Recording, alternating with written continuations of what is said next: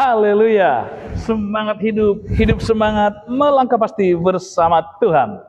Hari ini kita lanjut masuk di Ulangan pasal 12. Saya bacakan kepada kita firman Tuhan ayatnya yang ketiga. Sabda Tuhan demikian.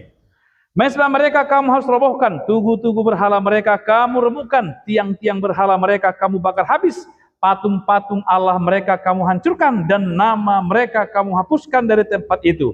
Jangan kamu berbuat seperti itu terhadap Tuhan Allahmu. Haleluya. Ini tidak bicara tentang bagaimana kita anarkis. No.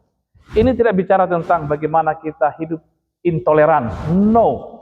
Ini bicara tentang satu prinsip. Apapun dan siapapun yang bisa menghalangi imanmu kepada Tuhan, jauhkan. Sesimpel itu.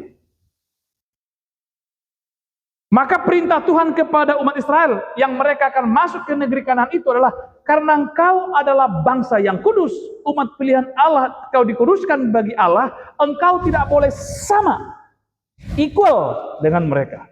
Engkau berbeda. Engkau kubuat berbeda.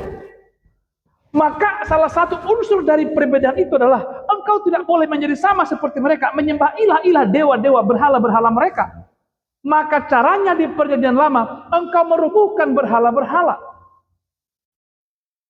Engkau menutup matamu kepada berhala-berhala, engkau membelakangi berhala-berhala. Jangan sampai berhala-berhala itu mempengaruhi hidupmu. Engkau enggak boleh sama dengan mereka. Kenapa? Karena sejatinya dari awal engkau kubuat berbeda. Dan jangan pernah mau menjadi sama seperti bangsa-bangsa di mana engkau kutaruh. Jangan pernah sama menjadi rata-rata dengan orang-orang di sekitar. Mungkin mereka sangat rata-rata, tidak mengenal Tuhan, Sang Penebus. Tapi engkau tidak boleh sama dengan mereka. Maka Tuhan menyuruh untuk merobohkan berhala-berhala dan membangun mezbah. Kita tidak hanya cukup menjauhkan diri dari berhala-berhala. Kita tidak hanya cukup menutup mata kepada berhala-berhala. Kita tidak hanya cukup untuk tidak melirik kepada berhala-berhala. Tapi kita harus membangun mezbah pujian kepada Allah. Karena setiap orang yang tidak membangun mezbah pujian kepada Allah, sesungguhnya sama dengan membangun berhala-berhala. Alkitab bilang kepada kita, engkau harus merobohkan. Sekali lagi, cara merobohkannya adalah jangan pernah menjadi sama dengan mereka. Engkau tidak boleh berbuat seperti itu. Ada perbedaan antara orang fasik dan orang benar. Dan Tuhan akan tidak buat perbedaan itu sampai selama-lamanya. Karena itu, saudara, sekali lagi, jangan sampai mengingini seperti bangsa-bangsa, seperti orang-orang di mana kau berada.